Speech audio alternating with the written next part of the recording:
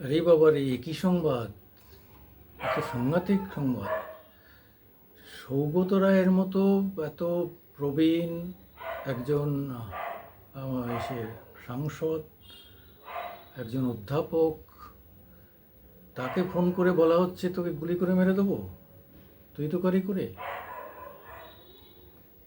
এই হিম্মতটা কোথার থেকে পাচ্ছে? এই ভয়ঙ্কর ক্ষমতা তাদের কোথার থেকে পাচ্ছে? মদন মিত্র বলছে তাকে কখনো গুলি করে মেরে দিয়ে চলে যেতে পারে। হচ্ছেটা কি কী কী সব কথাবার্তা! এ তো শুনলে মানে হাড় হিম করার কথাবার্তা।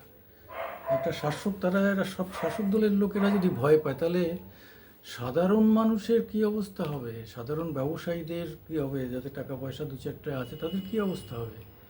তারা তো মানে তারা কি এদেশ থেকে পালিয়ে যাবে? কোথায় যাবে? তারা কি রাজ্য ছেড়ে পালিয়ে যাবে? কিন্তু মুখ্যমন্ত্রীর কোনো হেলদোল নেই কেন এই ব্যাপারে? তিনি কি তিনি কি বিষয়টাকে অতটা গুরুত্ব দিচ্ছেন না? হ্যাঁ, যেটা সামান্য চোপড়ার কাণ্ড নিয়ে এত কাণ্ড, যে ছেলেটি এটা ভাইরাল করেছে তাকে অ্যারেস্ট করার চেষ্টা হচ্ছে।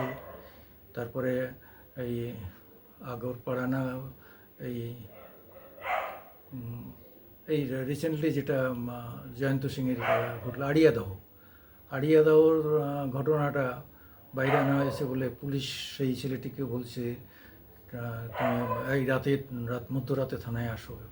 চিন্তা করা যায়? হ্যাঁ, অর্থাৎ ঘটনা, অপরাধ ঘটাটা অন্যায় নয়, কিন্তু অপরাধীদের ঘটনা যদি মিডিয়া প্রকাশ করে, মানে বড় মিডিয়াটা তো তারা প্রকাশ করবে না, তারা তো সরকারের কাছে জিজ্ঞেস করবে, তারপরে প্রকাশ করবে।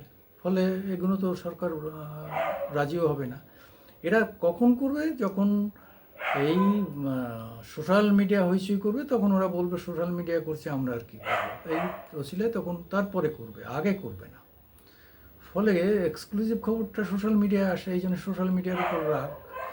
এখন তো ইউটিউব মানে ভয়ঙ্কর একটি, মানে ইউটিউব মানে প্রায় সব সরকারকে, এমনকি আজকে মোদী সরকারকে যে এত কমিয়ে দিয়েছে তার ইয়েটা, তার সিট কমানোর পিছনেও ইউটিউবারদের বলা হচ্ছে যে ইউটিউবরা ক্রমাগত আঘাত করে চলেছে সরকারের অনিয়ম, অন্যায়, কারাপশান, এইগুলো নিয়ে তারা প্রচার করে করে করে করে এমন একটা জায়গায় এনেছে যে সাধারণ মানুষকে কনভিন্স করার কাজ এখন ইউটিউবাররা করে। তার ফলে এবার ভাবুন যে এই ইউটিউবারদের উপর আক্রমণ হচ্ছে, সোশ্যাল মিডিয়ার উপর আক্রমণ হচ্ছে, অথচ আসল আক্রমণ হওয়া উচিত যে যারা এই সমস্ত মানে অপকর্ম করে বেড়াচ্ছে বাইরের থেকে এসে। এরা মানে অধিকাংশই বিহার ঝাড়খণ্ডের লোক। হ্যাঁ, আলাপন বন্দ্যোপাধ্যায় আমাদের ডিজি তো পরিষ্কার বললেন যে যতগুলো সোনার দোকান ডাকাতি হচ্ছে সব ঝাড়খণ্ড থেকে আসছে, বিহার থেকে আসছে। বিহার থেকে তো অস্ত্র আছে, ওখানকার মুঙ্গের থেকেই যত ইম্প্রোভাইজড অস্ত্র সব এখানে চালানো হয়। অনেক সময় এখানে এসেও কারোর বাড়িতে এসে তৈরি করে দিয়ে যায়। এই সব ঘটনা তো আমাদের জানা। তা সবটা বিহার এবং ঝাড়খণ্ডের উপর দোষ দিয়ে কি আমরা এড়িয়ে যেতে পারবো? তাহলে সে আমাদের যে ফেন্সিং, অর্থাৎ আমাদের সিকিউরিটির যে ফেন্সিং, সেই বেড়াটা যদি শক্ত না হয়, তাহলে তা গলে তো বাইরের থেকে যে কোনো জায়গা থেকে যে কোনো লোক এসে ঢুকবে। বাংলাদেশ থেকে ঢুকবে, ঝাড়খণ্ড থেকে ঢুকবে, জম্মু কাশ্মীর থেকেও ঢুকে যাবে, যে কোনো জায়গাতে ঢুকে যাবে। তাহলে আজকে যদি একজন মানে শাসক দলের প্রবীণ নেতা, এবং অনেকবারই তিনি এমএলএ হয়েছেন, অনেকবারই তিনি সাংসদ হয়েছেন, এবং সাংসদে প্রধানমন্ত্রী মানে স্বরাষ্ট্রমন্ত্রীকেও তার কথা বললে তাকে দাদা বলে সম্বোধন করতে দেখেছি সব সময়।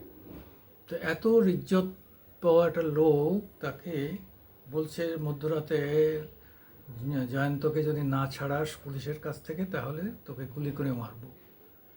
এবং তিনি বলছেন আমি ভয় পাই না, কিন্তু আসলে যে ভয়ের ব্যাপার, এটা তো ঠিকই। তিনি না ভয় পড়লে সাধারণ মানুষ তো ভয় পাচ্ছে যে আমাদের সাংসদকে মেরে উড়িয়ে দিয়ে যাবে। একদা মদন সিংয়ের যার মাথায় হাত ছিল সেই জয়ন্ত সিংয়ের ভয়ে এখন মদনই বলছে আমাকে উড়িয়ে দিয়ে যেতে পারে।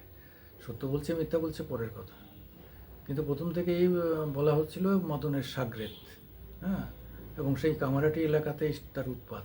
মদন মিত্র এড়িয়ে যাচ্ছেন, এখন বলা হচ্ছে ওকে মিত্রের মিত্র।